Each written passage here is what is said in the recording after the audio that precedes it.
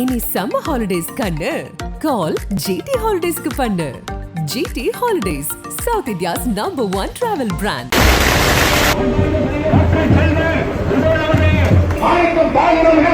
இந்த சிறப்பான வரவேற்பை அளித்த நகர்மன்ற உறுப்பினர் தம்பி ராஜ்குமார் அவர்களுக்கு என்னுடைய நன்றியை தெரிவித்துக் கொள்ளும். ரமேஷ்குமார் அவர்களுக்கு நன்றியை தெரிவித்துக் கொள்ள விரும்புகின்றேன்.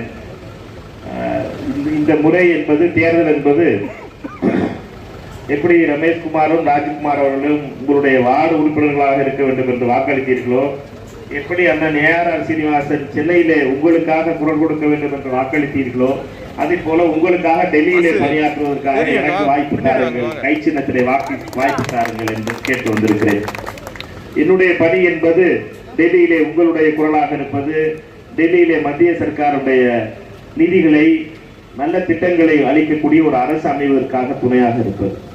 கடந்த 10 ஆண்டுகளிலே மோடி அரசாங்கம் 2014 பெட்ரோல், டீசல், கேஸ் சிலிண்டர் விலையை மிக அதிகமாக கூட்டியிருக்கிறது. காங்கிரஸ் ஆட்சி இருக்கும் பொழுது 450 ரூபா இருந்துச்சு கேஸ் சிலிண்டர் விலை, 450 ரூபா. இப்ப எவ்வளவு? 900 ரூபா. சரி, 10 வருஷத்துல 450 ரூபா கூட்டியிருக்காரு. 70 வருஷத்துல கூட்ட முடியாத விலைய 10 வருஷத்துல கூட்டியிருக்காரு மோடி.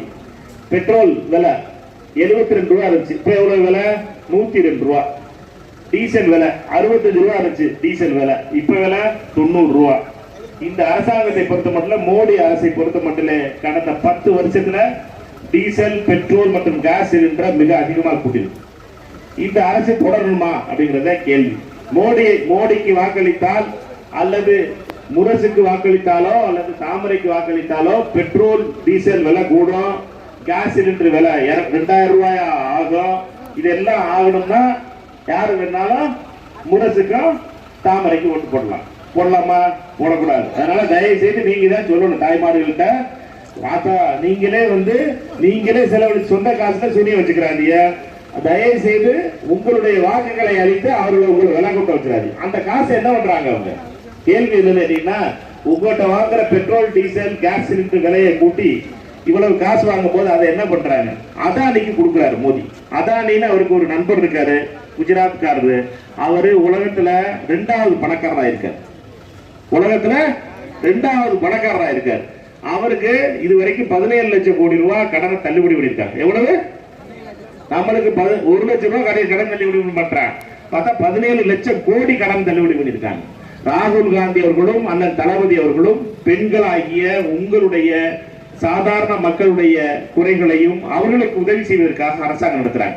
தளபதி ஆட்சி அண்ணன் ஏஆர் அண்ணனுக்கு அவர்களுக்கு நீங்கள் வாக்களித்து 2021 அனுப்புனதுக்கு அப்புறம் தளபதியார் சொல்லியிருந்தார், அப்ப 1000 ரூபாய் ஒரு குடும்ப தலைவர்களுக்கு கொடுப்போம் சொல்லி, முதியவர்களுக்கு 1200 ரூபாயா பென்ஷனை கூட்டுவோம், 1000 ரூபாய் குடும்ப தலைவர்களுக்கு மாசம் கொடுப்போம். கொடுத்தாங்களா இல்லையா?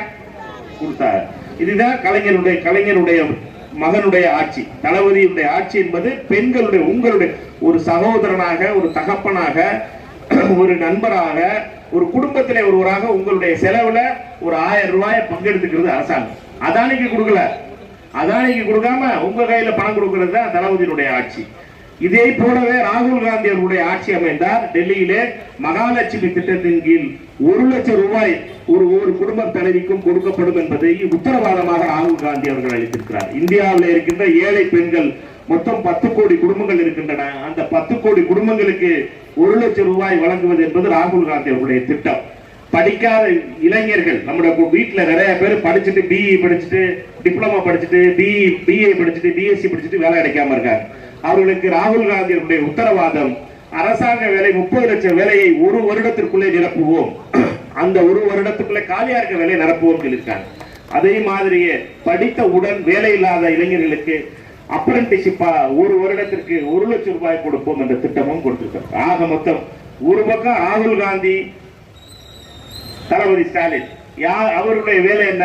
உங்க கையில காசு கொடுக்கிறது, உங்க கையில காசு கொடுக்குறது. இன்னொரு வேலை என்ன? மோடியோட வேலை உங்ககிட்ட இருந்து காசை கொடுக்குறது. எது வேணுங்கிறத நீங்க தான் முடிவு வரணும்.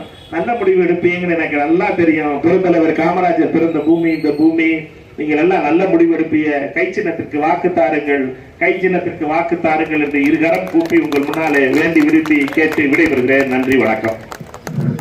மாணிக்க தாழ்வது அந்த மாணிக்க தாழ்வுகளுக்கு கைசிறுத்து உங்கள் பின்னான வாக்குகளை மகத்தான அனல் பறக்கும் செய்திகளை அப்டேட் செய்து கொள்ள நக்கீரன் களத்தை இப்பவே சப்ஸ்கிரைப் பண்ணுங்க.